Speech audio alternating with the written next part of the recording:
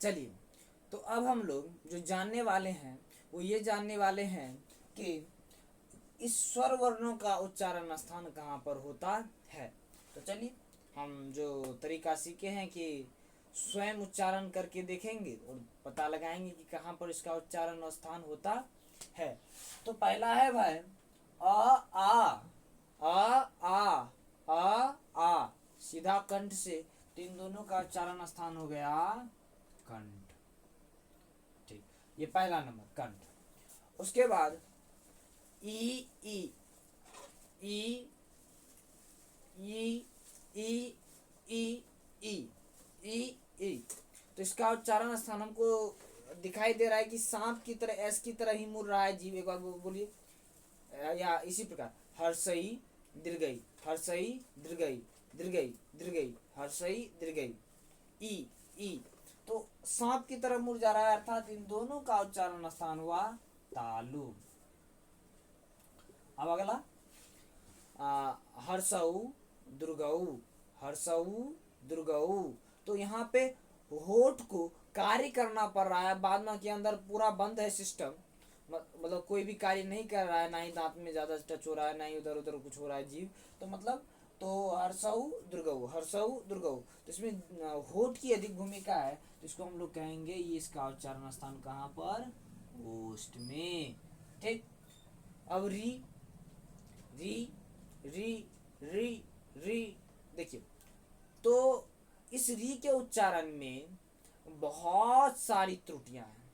क्या क्या त्रुटियां हैं, हम इस री को इसका एक बार उच्चारण कीजिए, रोहर्षिकार री, रोहर्षिकार री, और इसको भी पढ़ते हैं री, तो दोनों में अंतर क्या है।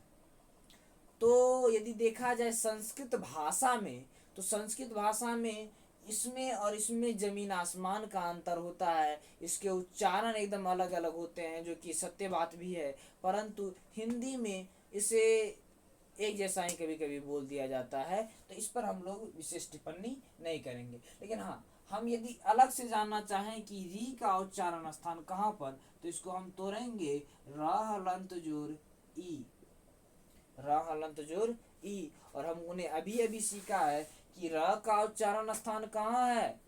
र का जो उच्चारण स्थान है यह र, अर्थात इसका उच्चारण स्थान है मूर्धा, मूर्धा, और हर्षई का उच्चारण स्थान हमने देखा कि तालु। तो मूर्धा और तालु, अर्थात तालव्य मूर्धा, क्या है कि तालु उच्चारण स्थान पहले और मूर्धा बाद में है, तो इसको हम लोग कह सकते हैं तालव्य मूर्धा। तो इसका जो उच्चारण हो रहा है तालव्य मूर्धा से हो रहा है, परंतु इसका जो उच्चारण होगा, इस री का जो उच्चारण होगा, इसको हम शुद्ध रूप से हल्का सा, बस जिस प्रकार टच जीभ को करते हैं, बस उतना में ही हमको इसको काम चलाना पड़ेगा और उतना से ही उच्चारण करना पड़ेगा। जैसे री, री मतलब जीभ वहां पे ऐसे री री री, तो इस री में क्या होता है कि ऐसे हल्का टच भी होता है, पहले एक बार पहले हल्का सा टच करता है जी, और फिर ऐसे हो जाता है, मतलब कि एक बार मूर्धा फिर तालु, काहे कि र हलंत जोर ई, तो ऐसे हो जाता है। लेकिन हमको इसको पूरा सीधा रखना है, री री। ठीक, तो ये हो गया री। उसके बाद अब आते हैं, री तो हो गया भाई मूर्धा, पूर्ण रूप से मूर्धा।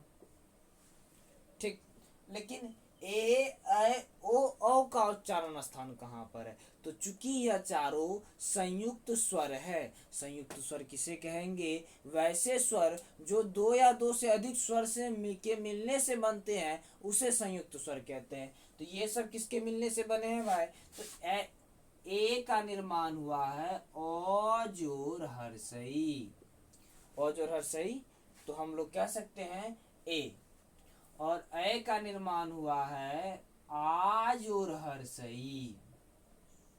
ठीक, अब अगला ओ का किससे निर्माण हुआ है भाई, ओ का हम लोग कहेंगे औजोर हर्षऊ, और औ का किससे हुआ है, तो औ का हुआ है आजोर, आजोर हर्षऊ।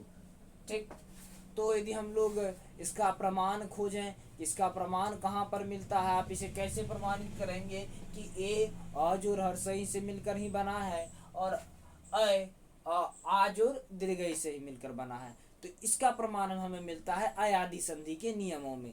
जब हम संस्कृत के सूत्रों को खंगालेंगे, वहां पर अष्टाध्यायी के सूत्रों का जब विश्लेषण करेंगे, तब हमें पता चलता है। हम लोग संधि पढ़ते हैं ए और इसके बाद कोई भी स्वर हो, अय के बाद कोई भी स्वर हो तो उसका हो जाता है आय, और ए के बाद यदि कोई स्वर होता है तो उसको हम लोग कहते हैं अय। तो यहाँ से हमें इस बात की प्रमाण मिलता है। कैसे मिलता है थोड़ा देखिए, चूंकि हम इसको एक बार तोड़ते हैं, ए को तोड़ेंगे, यदि ए इस प्रकार से टूटता है तो यहाँ पर हो गया, जैसे कि एक उदाहरण ले लेते हैं, नय जोर अक, नय जोर अक, एक संधि का ये उदाहरण हम ले रहे हैं, नय जोर अक। तो यहाँ पर अ है, तो संधि किसके किसके बीच हो रही है भाई, अय और आ के बीच। तो जब इन दोनों के बीच संधि होगी तो संधि के नियम से बन रहा है आय, क्या, लेकिन ये अयादि संधि के नियम से तो आय बन रहा है। क्या हम इसको और किसी संधि के नियम से यहाँ पर एक्सप्लेन कर सकते हैं? हाँ।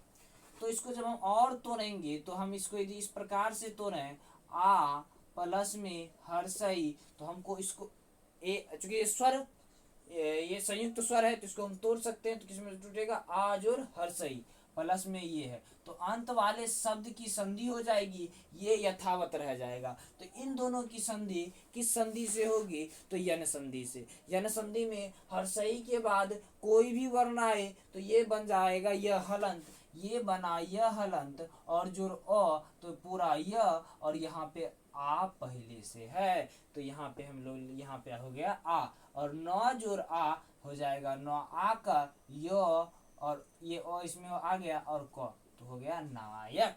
तो यहाँ पे नए जोर अक नायक हो रहा है। इससे प्रमाणित हो रहा है कि यहाँ पे स्पष्टता यहाँ अ ही होगा, और यहाँ पे यदि हम दूसरे नियम के अनुसार देखें, यन संधि के नियम से और अयादि संधि को, दोनों को जब आपस में तुलना करके देखते हैं तब इसका प्रमाण हमें मिलता है कि अ जोर हर्षई ए, आ जोर हर्षई अय, अ जोर हर्षऊ ओ, और आ जोर हर्षऊ औ।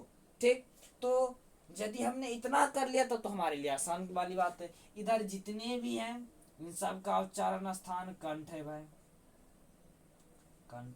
ठीक, इन सब का उच्चारण स्थान कंठ है, और प्लस में यदि ए की बात करें तो ये दोनों तालु, कंठ तालव्य, इसका उच्चारण स्थान कंठ ओष्ठ। चूंकि ये दोनों का ओष्ठ है तो हम लोग लिखेंगे। अब हम स्पष्टता यहाँ पे लिख पाएंगे, यहाँ पे